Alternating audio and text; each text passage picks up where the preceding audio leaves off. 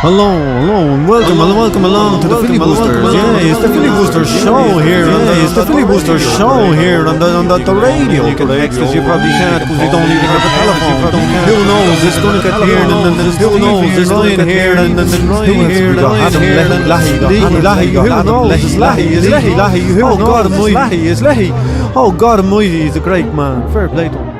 And it's Sunday evening and you're listening to the Filibusters. I'm joined in the studio by Adam Leahy, John Spillane, Lou McMahon, who's here doing her work in the studio. So we've got a brilliant show lined up for you. It turns out that it was dwarf themed. It wasn't our initial intention to do it that way. And considering Dara's lots of dwarf here. news this week, and considering Dara's not here yet, this is a turnip for the books as opposed to a parsnip. if you're going to have a dwarf on staff and you don't even invite him over for the dwarf day, it's really just I know. poor organisation, lads. So, So, what have we in the news? well, you've already teased our theme, so why not go and offer something dwarfy? Oh, that was kind of prejudice, wasn't it? I think nearly every sentence in the show so far sound prejudiced. It was. Yeah, We it's started been a with very slagging, prejudiced yeah. start to the show, more so than usual, which is high considering our usual prejudice standards. Okay, well, let's try and keep it up. Stephen, keep this as PC as possible. Our first story this week is there is a bride who had sex with the dwarf stripper on her hen do confesses after she was giving birth to a baby with dwarfism. Oh, there's the PC thing gone anyway. Yeah. This is very Jeremy Kyle. Do you want to just read out that headline again? Because it's probably the best headline that's ever been headlined. Yeah, really. This coming from the Irish Mirror. Bride who had sex with a dwarf stripper on hen do confesses after giving birth to baby with dwarfism. It's got everything. It's got a party, it's got sex, it's got intrigue, it's got lying, It's got strippers. and it's got midgets. Except the stripper is also a dwarf stripper and a male dwarf stripper, which kind of wigs the whole thing a little Yeah. off. It's like she knew Twin Peaks was coming back. how cool is that? This is coming back. What I like about it is that she didn't plan her bachelorette party. Her friends planned her bachelorette party. So they're like, do you know what Janet would like if we went down to the dwarf strip club? So she's clearly talked about her interest in dwarfs before, and then her sleeping with the dwarf kind of validated their choice in hen party. You know, you're right, guys. I do enjoy dwarfs. I'm going to go sleep with this one. I didn't even think that it might be a dwarf strip club. I thought that it would just be I thought you just said it was hired a one. dwarf one. that's way wickier. Oh, yeah. well, they hire. Well, same difference. It's But which would be worse, hiring a dwarf stripper or going to a dwarf strip club? Which is more depressing? A dwarf strip club, there's probably... It'd be That's just the weirdest. It sounds like a bit of crack. What always bugged me is like I don't know an awful lot of dwarfs. I know one or two, and what I found a little odd about it was there's not a huge quantity of them. When you go back, they're in short supply. when you go, oh dear God, when you go back to the start of the 20th century, and you had films like The Wizard of Oz. Getting into dangerous territory here, Stephen. I think it was The Wizard of Oz. The communication back then, you didn't have the internet, you didn't have all the same level of communication. How did they manage to get a hold of so many dwarfs? How did they cast it? How did they cast it? That's always what kind of bugged me when I was watching these things. I was going, how did you manage to locate so many of these people?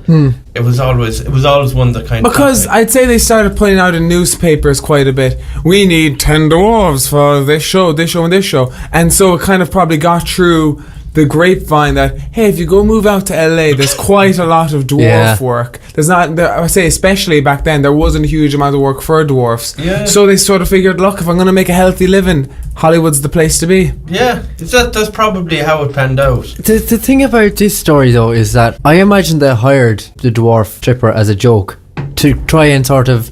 I'm thinking she might have been a bit of a prudish woman, so this would desexualize the whole experience. She doesn't sound like and a prude so far. And then she just went off and wrote him. Yeah. Yeah, there's a lot going on there. There's a lot. And then also, just before we move on from it... Oh yeah, tell us why this all came out. Oh yeah, she confessed to cheating on her husband with the entertainer after she gave birth to a child with dwarfism. Yeah. Totally could have got away with that. Karma. You could have easily got away with that. You could have actually. don't That's know really enough true. about- Yeah, dwarfs aren't only born from dwarf parents. Like she could have easily said, "Oh, we've got a dwarf child." Like, you know. Yeah, I was thinking the same thing. It's not like he saw the dwarf baby and was like, oh, "Did you make love with a dwarf?" Yeah. That didn't happen. Like he saw, "Oh, here's my child. Oh no, it's got dwarfism. I'm still gonna love it and cherish for it." He's like, "Actually, it's a strippers." I heard of someone recently. This is Limerick Radio and happened to in Kilkenny, so hopefully I'm allowed to talk about it. They had a kid and they wanted to call it Arya if it was a girl after the thing in not Lord of the Rings, in Game of Thrones, but it came out to be a boy, so she called it Aryan. Oh. Yeah. Well, I just go with a different Game of Thrones person. I don't know Game of Thrones, but I'm sure there's a Paul or a George or someone in Game of Thrones. That was a bit of a faux pas. Yeah. Not going Don't to- call your child Aryan.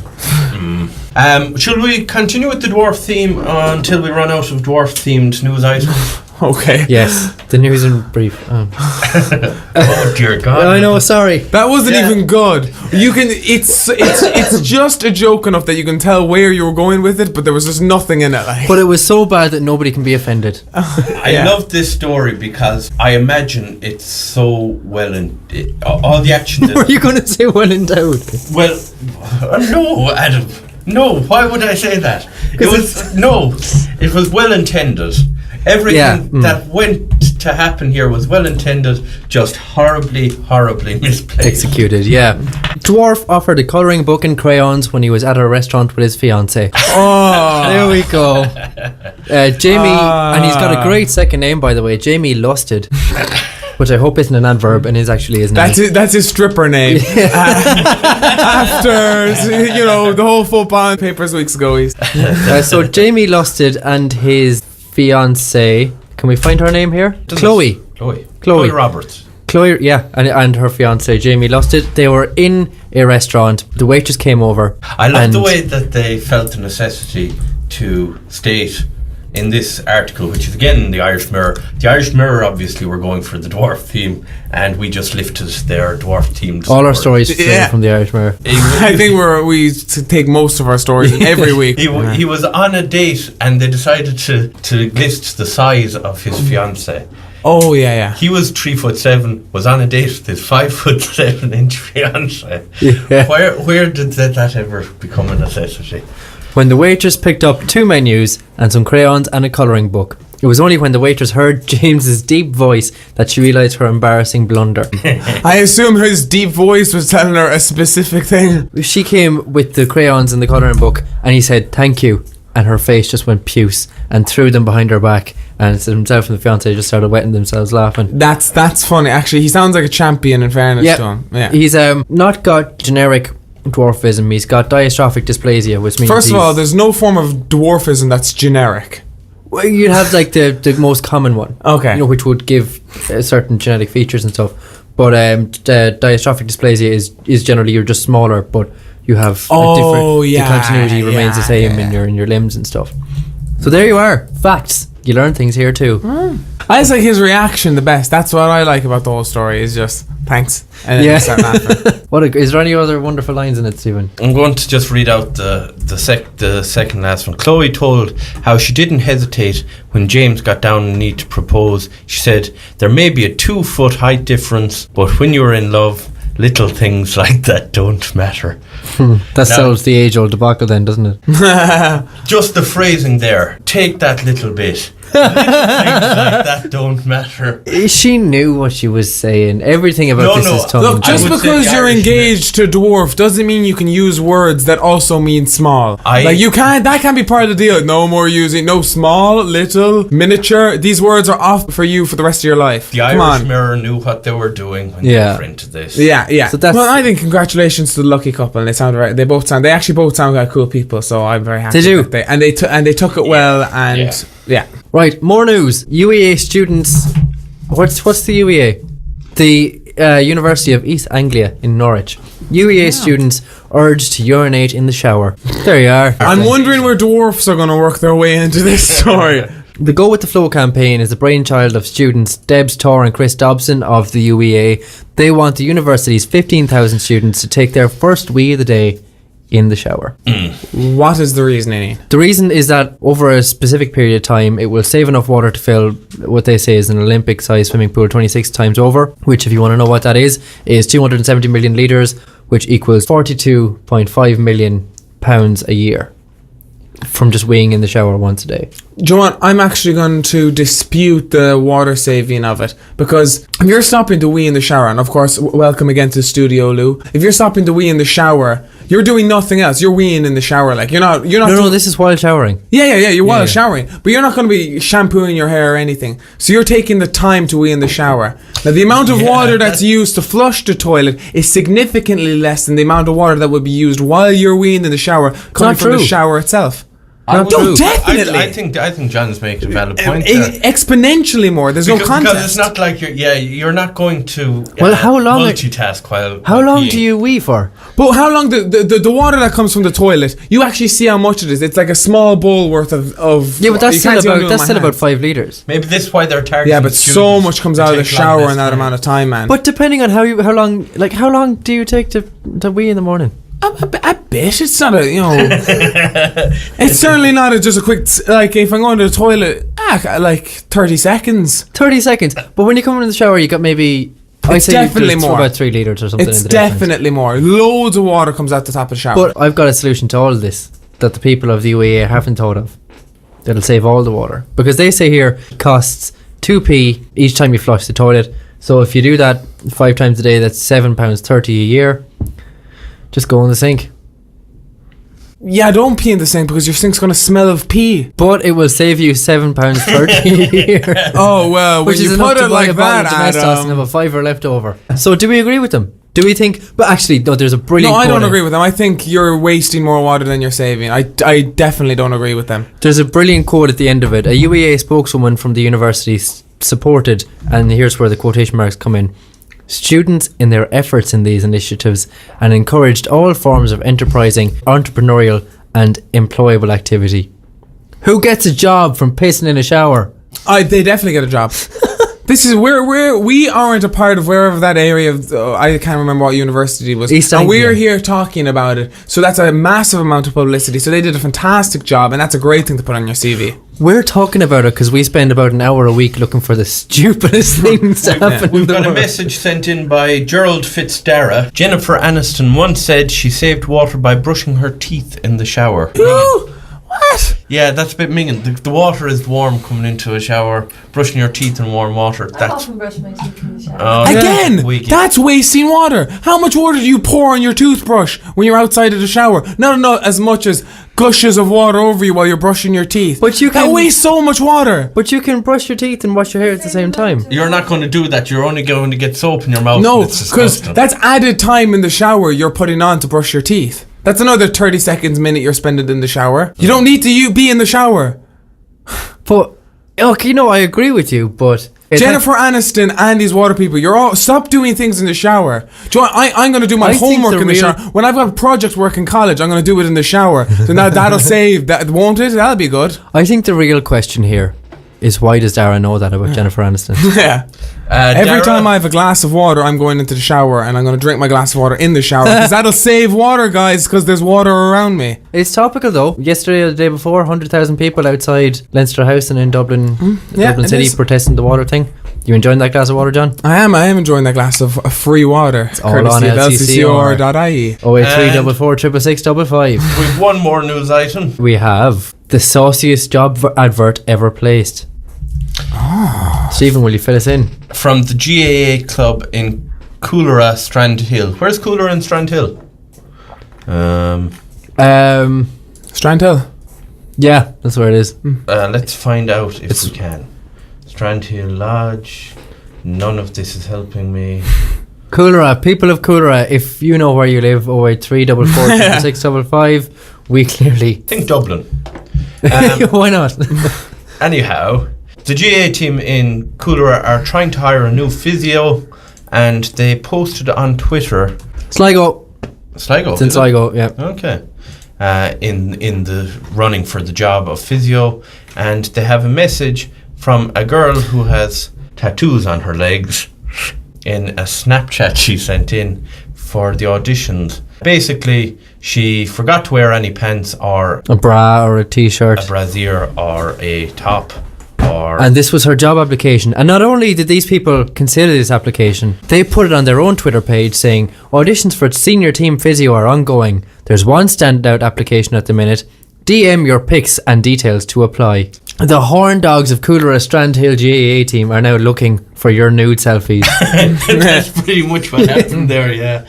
Adam... No, they're going with the flow and laughing at something funny that got sent in, and that's also... But the fact that they had to post it, they didn't retweet it. They downloaded it. Oh no, they've taken a still of a snap and uploaded it. Adam, can you get in touch with Coolera football team there on Twitter and ask them, is she from Sligo? I will. Is this before we do girl? that? I'll do that during the song. But it's on the thing of Snapchat pictures being screenshotted and put up on the internet. Have you heard of the snappening yet? I have heard of the snappening. What do we think of the snappening? What's the snappening? The snappening. You've heard of the fappening. We talked about this last week. Is it Jennifer Lawrence and all those celebrities, right? What was that called? The fappening. Why did they? Fap is another term for masturbation. Oh, right. So the snappening. Young people. Yeah, kids these days, and their masturbation. They enjoy that kind of thing. But and again, I'd like to welcome Lou McMahon into the studio. We're always happy to have you here, Lou. So the snappening is Stay quiet. the snappening is the new version of this, which apparently is the fappening on steroids. 220,000 snaps have been hacked from my account. Oh no! Snapchat went to great pains to say it wasn't from ours. It's from third-party apps like SnapSave and things like that allow you to save your Snapchats that you're sent. Over 200,000 of these were hacked from this website's database, and they're all going to be uploaded online of just naked women and people who are sending naked things. When's this going to happen? I don't know. I haven't decided. It hasn't been said yet. Okay. Delighted. Yeah. I hate Snapchat. I hate people who use Snapchat. I'm delighted they're all getting got. That's just because you got a burner phone, John. Yeah, I choose to get a burner phone, Steve and Ryan, and because of your love for not spending money, is it, John? Yeah, because of that, I do love not spending money. And I did get an upgrade from a €20 phone this week to a €25 phone. Look at this, lads. It's beautiful. Wow. No camera, but it does have a flashlight on the top of it, which is fantastic. It's an upgrade from my last phone. That's for signalling where you're selling the drugs in the bar. Yes. Okay, we're about to go to a song, but if you want to text in or call us with your info on the snappening or naked ladies in Sligo, it's 08344 666 Get us on Twitter at the Filibusters, or just put the Filibusters into Facebook or something. You know how to use Facebook. You're not idiots. I don't care. Play it on.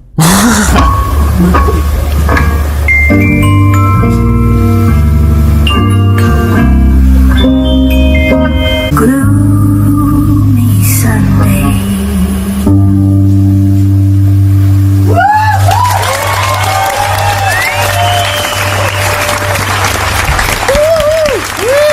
Up tip. That was up Sligo now, to be fair. Yeah, Sligo. We've seen their women. I definitely identify myself as a Sligo man from now on. That was Kathy Davey with Gloomy Sunday, originally recorded by, a cover done by Billie Holiday, but it was written by some Hungarian dude, can't remember his name.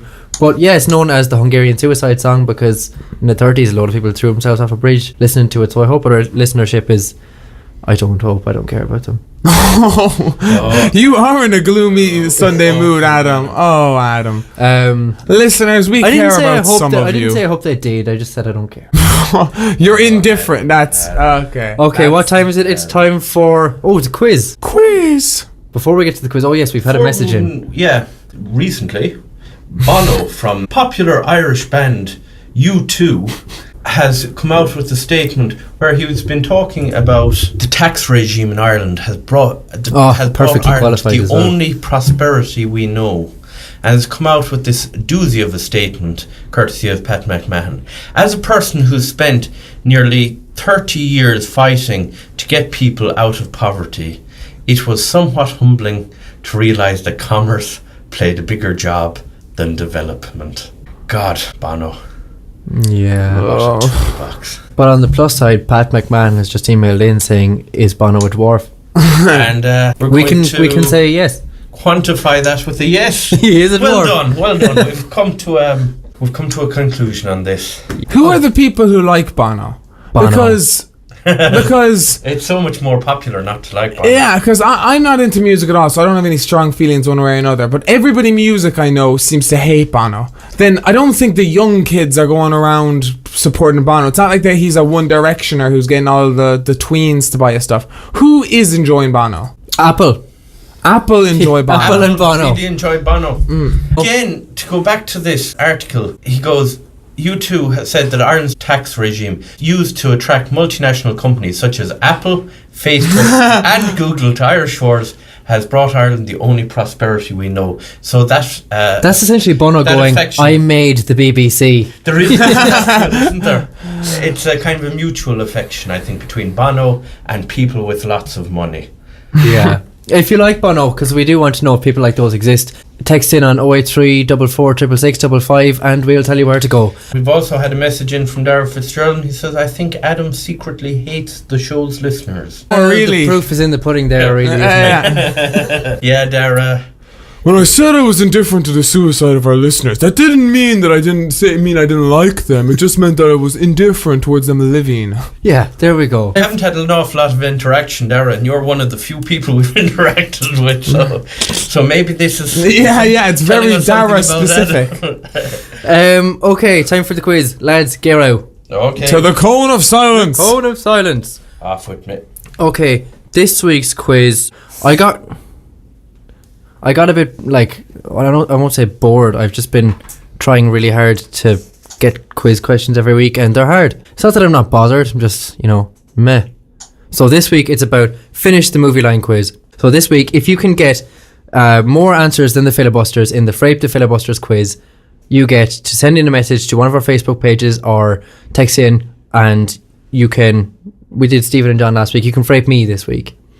So, okay, here we go. Text in on 083 44 666 Twitter at the Filibusters or any of the Filibusters pages on Facebook and finish these lines. Number 1, what we've got here is insert thing. Yeah, you know what I mean. Number 2, all right, Mr. DeMille, I'm ready for what? Number 3, a census taker once tried to test me. What's the rest of the line? Number 4, I feel the need. Number 5, I am serious. Okay, there it is. If you know it, 083 44 666 Twitter at the Filibusters or Facebook or whatever. Lads, come back in. I don't care anymore. Oh, it's great to be out of the cone of silence. Yeah, it was really exciting when you weren't here. Yeah, my head always hurts slightly when I'm in the cone of silence. I'm not And sure what it always is. comes like slightly different shape when you get back. Yeah, conical. Like Dan Aykroyd. What was the quiz about this week, Adam? Movie lines.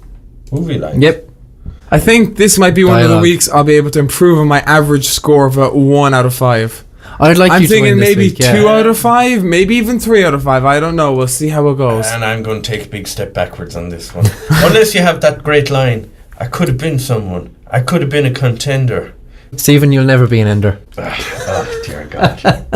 And if you can message into the Filibusters at radio or whatever the thing is called with both the films that quote is quoting, you get to Frape Stephen, isn't that right? Stephen, fantastic. Stephen's agreed. Is that in No. 2 films? It's in 2 separate films, yes, and in What 2 is? equally that your I could have monologue been there. a... I could have been a contender. I could have been somebody instead of a bum, which is what I I know am. one of the films. Yeah, but if you know both of them, message into Dara Fitzgerald, Google that now, Yeah. answer it, and you can Frape Stephen. No, nobody's fraping Stephen. 2 equally famous Stephen had movies. his go at being 2 framed. equally iconic moments. Stephen, yeah, Just passed along. you lost last week. No, I won last week. No, you lost. You lost No, I last won week. last week. To, might I say, Stephen, one of your those sour friends, grapes have been out since last week. They must be stale at this stage. Will you stop eating this? Adam.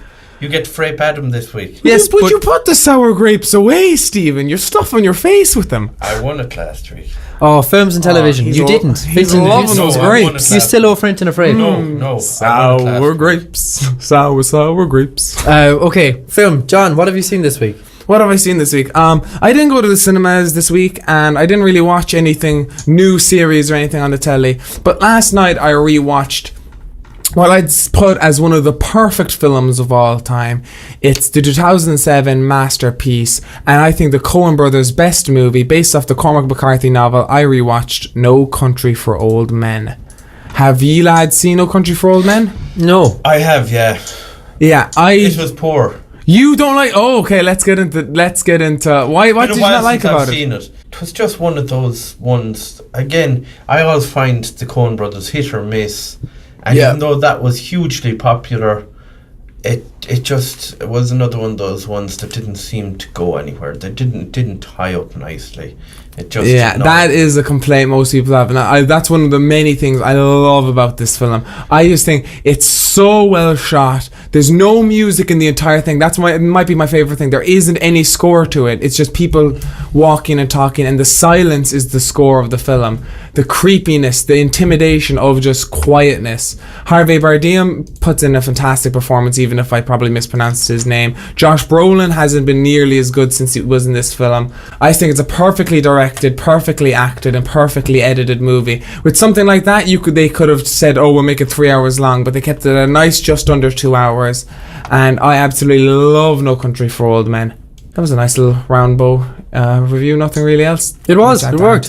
Yeah, I just think that, and in every scene of it, I was discussing with my brother, with my father. Every scene is like its own mini movie. Like the tension builds, and the interactions. It doesn't matter which character is focused on in this scene. They can all. I think I could watch any scene from No Country for Old Men and just watch that segment and be happy. And it's rare. Usually, I'd like to there's throwaway scenes, but I think every scene in that film is just perfect in its own encapsulated state. So yeah, No Country for Old Men. That's something for you guys to watch if you see it on Telly or Netflix or whatever.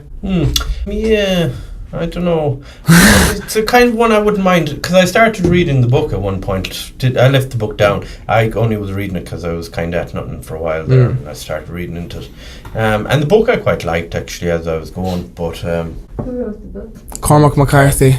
And he also wrote The Road, which is another movie I find fantastic. So actually, I was talking to my father earlier that the next book I read, I want to read a Cormac McCarthy novel next, but I don't want to read one I've seen in the movie form. So if any of our listeners are Cormac McCarthy fans, why don't you message into the Filibusters Radio and give your recommendations for Cormac McCarthy novels? He's been known as one of the best American novelists of the modern era, so I'm sure there's plenty to choose from. Yeah. Why don't you recommend me something and I'll read it, and then maybe I'll review it in about 6 months, because that's how long it takes me to read a book. How can they get to it? Filibusters Radio? Oh, for God's sake, John. He was queuing you up to say you can get us at 083 44 66655, or you can get us at Twitter at the Filibusters, or you can get us on any of our Filibusters pages. Sure, why would I need to learn that when I've got a beautiful little parrot who can do it for me? Thank you very much, Stephen. What have I been watching? What have you been watching, Stephen? Says Adam. I have been watching... I watched the first episode of Love Hate. Oh, the newest series, or is it? Okay. Yeah. So I've got spoilers to bait the band. Go on, bait the band. I'd hop into the cone of silence, but I'd never... relationship with this program. I find it's a really well made program, but not... The storylines are rather lackluster. I don't think they capture any kind of mood of the country, or which I think of a program like that. I think The Wire did it fantastically. Doesn't show needs in the downline. They captured a kind of they captured a good sentiment from what maybe is. So what's it missing? Can we play a quick just one answer of I like that, Stephen? Do you like films that encapsulate the mood of the country? Yes. I felt you would enjoy things. You like that. I like that. But like Love Hate claims to be really authentic and stuff. I'm not going to pretend that I've seen it. But I don't think it does. So what does it miss? What's missing is... people from Limerick who identify themselves as step men. It's lacking a kind of... I suppose a kind of an undercurrent of... a political undercurrent or a cultural awareness. So is it that... it shows things... It's more like The Bill than The Wire. So it shows gangland, but it doesn't show why gangland exists. Is this your problem? Yes, that's sort of it. Also, I thought their dealing of the IRA was just rubbish. I thought there's so many different sides to it, and they chose to instead just make the IRA as a big scarier gang. Now, I'm sure there's facets of the IRA that and I say use the IRA generally to... If you're in the IRA, please message into... every sort, there's provisional, there's real... I'm just using it as a kind of a general I term, can't believe it's not the IRA. Which incidentally, they seemed to kind of take on board as well. So what... I think they could have tiered us and put it a little... Does this show need to have socio-political context to be entertaining? No, but I think to achieve what is kind of what they're setting out to do, to give it that quality that they're looking for. But I don't know much about Love-Hate, but I think if you were to give it that context, it would just be Breaking Bad. No, what I'm getting from what Stephen's saying is it sounds like it's quite a commercially, but not commercial in the sense of it's sitcom-y, but it sounds like it's sort of just a kind of pulpy crime thing, as opposed to looking at the actual economic class which has developed it. And you know what, Stephen, you've put me off Love-Hate a bit. I always thought Love-Hate was something I'd eventually go to watch, but I always assumed that why it was so critically acclaimed was because it was about the crime class in Ireland and about their kind of struggle and them as people. But if it's just kind of a crime thing and we're gangs and the IRA are here and they're mustache twirling villains, I really don't want to watch Love-Hate now. It sounds rubbish. That's pretty much it, and that is my qualm with Love-Hate. It's a really, it's well shot and it's well acted, and it's got all the kind of cinematography stuff right in it, but it doesn't have that depth. Would it really wreck your head if we changed I Like That to Love-Hate and you had to say love it or hate it? So anyway, that's my bit of a cool spoof. I was going to talk about a thing, but I'm going to get to another thing first, because before the show started, Lou, who's just left the studio, asked me what movies won best score as an Oscar, what horror movies ever won best score, and the one we came to was Jaws, which did with it, but she didn't consider that a horror, and I would. So would I. But it's got a big shark in it. Things that were nominated that moviephone.com consider horrors. Best score for Pan's Labyrinth. Not a horror. It's horror-esque, but this is what this website considers, not what I consider it. And I'm going to say them as well. I'm going to disagree with them. I found that a bit dizzy. The Village. Did The Village win best score? It got a nomination. Oh, okay. Monsters Inc. Yeah, not a horror. And Phantom of the Opera got one, but you can't really call that score. So there we are. There's the answer to your question, Lou. What have I been watching this week? South Park. It's on tonight. Actually, it's probably on right now on Comedy Central, so don't stop listening to us, please, because I care. But it's on tonight. It's really good. This series so far is absolutely brilliant. From the very first episode about the renaming of the Washington Redskins up to last week's gluten-free Ebola, about the whole thing. They're very, very current. That's not last week's episode. It was, yeah. This week's is about Lord and being transgender. Yeah, that episode's days old. I've seen that. Yeah, but it's on tonight on Comedy Central. Oh, and that's the European release. See, yes. It appears I've been caught out, guys. Donik is in America. He was telling us about it. He was telling us all about it, yes. I have been watching this series of South Park, and I don't agree with you.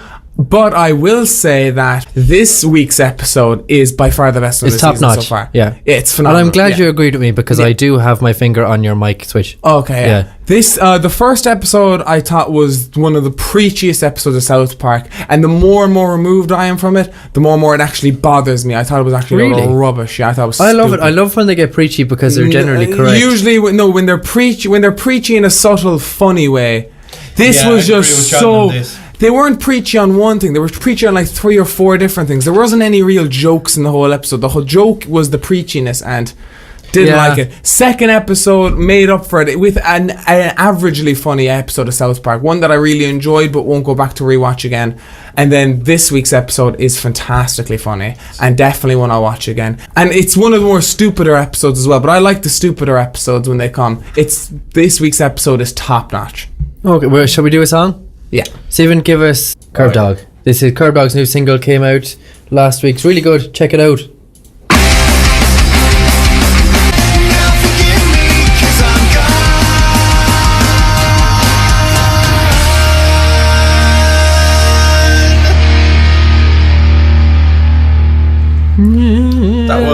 curb dog with electricity. They're an ancient pet. Yeah, Lou was saying they're really, really old. They're only like the 90s. But just I now want to own like a really muscular pit bull and like have it just sit on the footpath of my house and name it Curb Dog and just scare all the local children. Like Curb Dog would be like an hermit. Oh, don't go down by the Spillans. Curb Dog will get you. Yeah, it sounds like a thing. Don't look into like a hutch and say Curb Dog 5 times. Yeah. Yeah. He's the kind of dog that both his fur and his eyes would be the same colour. Like he would just be an intimidating enigma. Oh man, I was on Dundee the other day looking at cats because that's like Yes.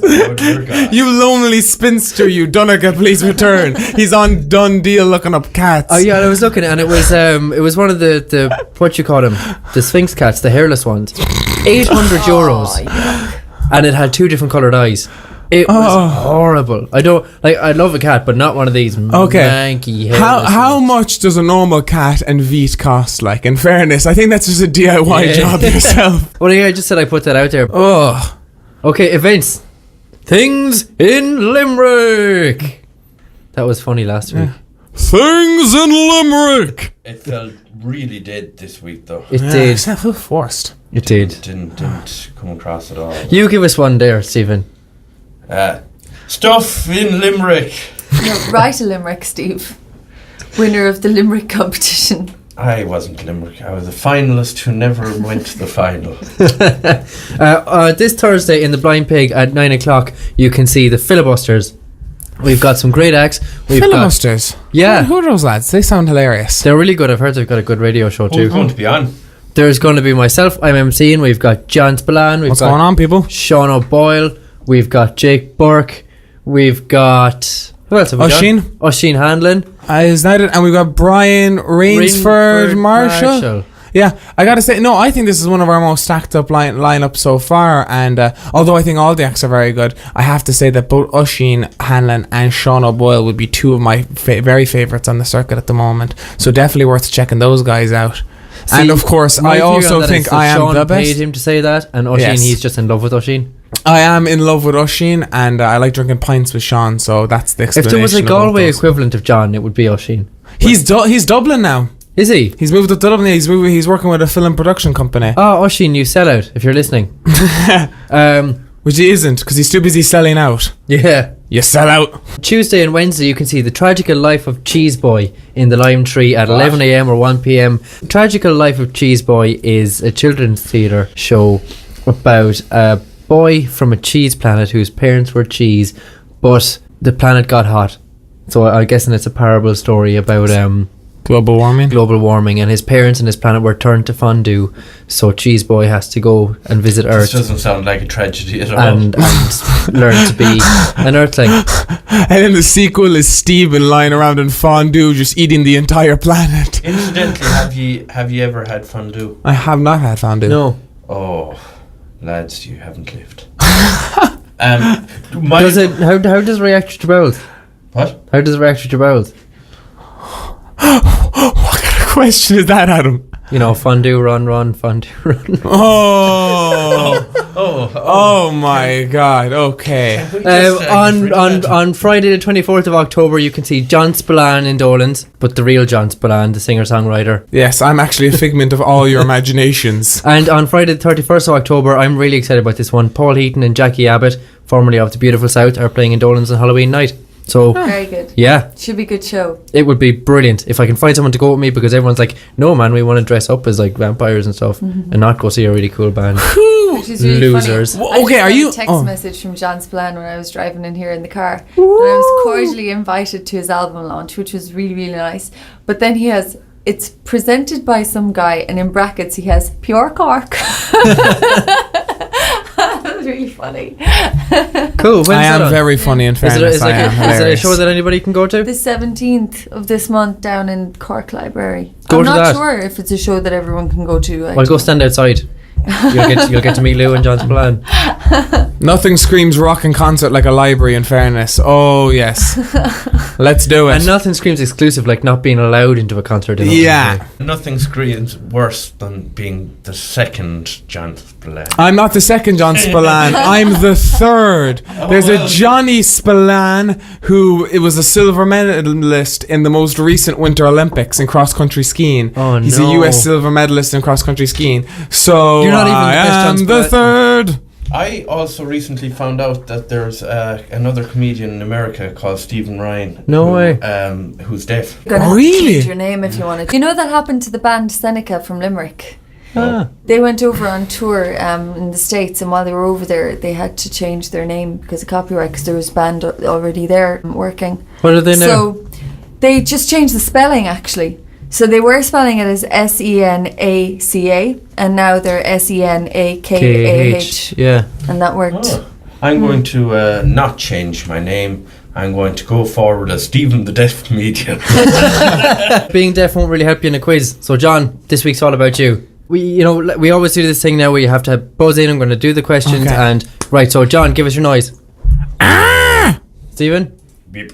Lou? Meow. There we go. Okay, so now you've got your noises. Be the first to buzz in. Mine's the most annoying It is, yeah. in the world. Unless you could don't say. like cats, then Lou's going to really get on your head. What was yours again, John?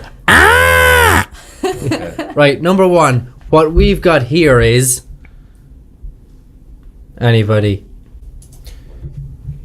Nobody. See, that's been said lots of times in films. A failure to communicate. Cool hand, Luke. Yeah, okay, no, I haven't seen that. Okay, number two. All right, Mr. DeMille, I'm ready for... John? My close-up? Correct. John got one. Hooray! Number three.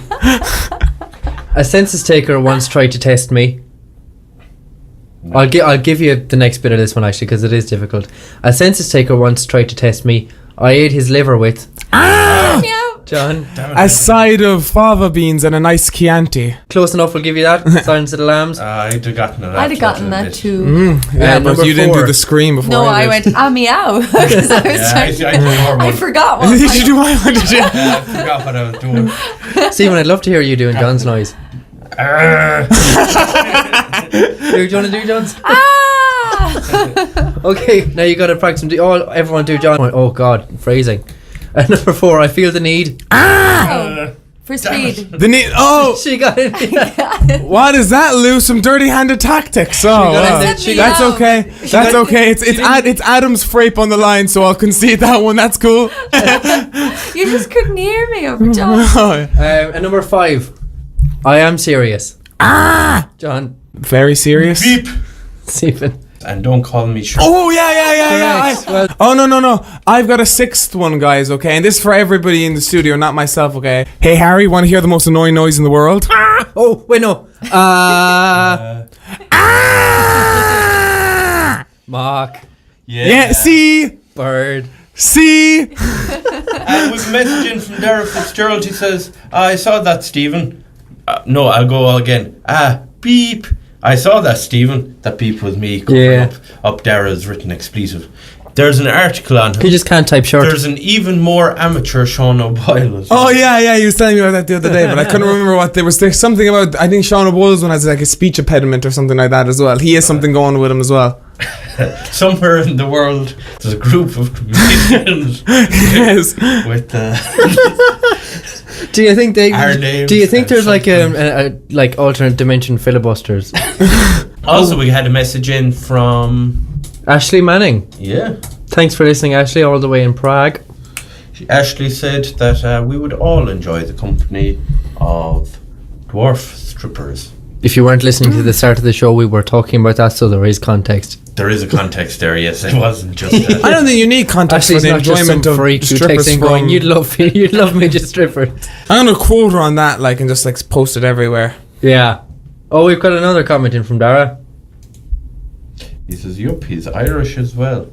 Ooh. Well, with the name like Sean O'Boyle, he'd have to be, wouldn't he? That's pretty much given, yeah. Oh, I like that. We nearly missed I like that before we get to the Okay. pondering. I like that. Stephen is a person with a very, very particular set of likes and dislikes. And things that he will like range from the absolute antiquated or maybe things like Crackers. And things that he doesn't like go from things like Lego, love, hate, or something Stephen doesn't like. Not sure he tends to like everything. Oh, guys, I just realised the Stephen. brilliance of this game. We've got Lou in studio. Let's see how Lou does against the filibusters. Who knows Stephen better? Yeah, if there's Who knows his likes and dislikes better? if there's something Stephen's ever told you he's liked, Yeah, that you're you've gonna kind have of to- doubted, now is your time to find out. Oh This my is god. going to be a As we real play, test. Oh, I like okay. that. So, John, Relationships basically are on thing the to line. do Is we'll name something to Stephen, and he has to tell us whether he liked it or disliked it. Okay, John, I'm going to really you try kick- and you win kick this us week. off, So yeah. I'm going to really try and win this week. Okay. Fondue. I like that. Okay. Milkshakes. I like that. Halloween. I don't like that. Blues music. I like that. Charity shops. I like that. Peeling paint off a wall when there's like little bubbles and stuff on it. I don't like that. Oh. It gets on my hands. Watching sports when you don't support either team. I like that. Cooking. I like that. Cleaning. Am I supposed to try I and get him don't to like say that. He doesn't like No, you're supposed Don't to. like, no, it's just about finding out Okay. things that, because Stephen's such a... So me and Lou tied. and I've lost miserably. Yeah, you've. I got 1 out of 3. So there we are. That's I like that. Halloween, Tune in not a next big next fan. week for a Halloween edition of I Like That. Ooh. Scary things that Stephen likes or dislikes. And considering he's already said that he doesn't like Halloween, it should be, boring. Right, the pondering. Every week we talk silly things with funny news and things that like Stephen doesn't like and he does like. We get a bit silly, so we try to get philosophical. That's a word. Philosophical? Leave on an Philosophical. intellectual note. Let's leave on an Delicious. intellectual note. So this week we ask, if Limerick were invaded by zombies, where would you go? Chicken nut. Yeah, because there's no meat in there for them to go on. Why are you going to chicken nut, Stephen? That's generally his answer for everything. Yeah. I just, that's where I'd like to be if something went wrong. Chicken nut. Okay, John. Okay. The worried look on Lou's face now. I've got like my answer is boring enough, but I'd stay in my house. Do you know what? It's secluded enough. I've got a cattle grid, so I could actually remove the bars, and so the zombies would fall into a small pit. That's assuming Yeah. they'd come through your gate. You did Well, say- there's they you did might say come from the other zombies places. were in Limerick. John Yeah. lives in Ballyclock. They'd be aware that technicality wouldn't go out that far. Yeah. No, I know where my surroundings well, and most importantly, I've got my monster DVD collection, because if the zombie apocalypse strikes, look, I know eventually I'm going to get eaten. I can subside to that, Eat but I'm your not food. going to wait to be eaten, bored by myself. No, I'm chucking in No Country for Old Men and I'm watching it. But Okay. I've always said if the zombie apocalypse did happen, my dream in a zombie apocalypse is when it's really Walking Dead. There's zombies everywhere. To somehow, some way, break into Dublin Zoo and get myself a rhinoceros, and then just go around the streets of Dublin just destroying zombies for however long I would last. But I was just thinking that would be the best fun in the world, destroying See, if zombies. you were like the leader of like a Filibusters zombie survival pack and we broke into Dublin Zoo, I'd get eaten just looking at the red pandas. You'd be like, come on, we're on the rhino, like, but they're so fluffy. Lou, Adam- where oh, would you yeah. go? Well, I'm not really sure. I've never really thought about this before. Well, if they invade Limerick, I'd probably get out of Limerick. But you have to stay in Limerick. You're confined. You've got like one of those shock collars that'll shock you if you walk outside the boundaries. And shine me in chicken hut. So I've always thought I'd go to the prison. If you haven't seen The Walking Dead season 3 and season 4, actually going to the prison might not be a smart idea. It gets dangerous in there. Clearly the example said in that season of The Walking Dead, which we've all seen, guys, shows that being in a prison is completely unsafe in a zombie apocalypse. No, that's where I'd go. Also, guys, where we are right now, the LCCR station, it's pretty good. It's pretty well fenced. There's a bit of land between all around you, so if you can see zombies coming, they're not going to really sneak up on you that well. Yeah, and as we saw when we were coming in, there's horses outside. Yeah, So it's you can get it's a bit of isolated enough, guys. I'd nearly consider. Well insulated Yeah. as a result Yeah. of the previous owners who were insulators. Actually, yeah, I take back all of that. In case of zombie apocalypse. Let's And come of here. course, we could always broadcast live during the zombie apocalypse, And live tell on people to lccr.ie. That would be fun. Yeah. A running commentary. Take off. Literally running. That's how you do a pun, Adam. That's how you do a pun. And you've listened to another edition of the Filibusters here this Sunday evening. I won't be back next week, but who will be here is Adam Lahey. John Spillane. Joining us this week, special guest, Lou McMahon. Keep it real. Stay away Who from else have we yourself. got? Oh, John Spillane. John Spillane, not the folk singer. This lad couldn't sing at all. No, this lad couldn't sing enough in his head. He's useless. We'll use him for the good job he has done. We'll use him for the text machine. You're very welcome along, and thanks for listening. You're very welcome along, and thanks for listening.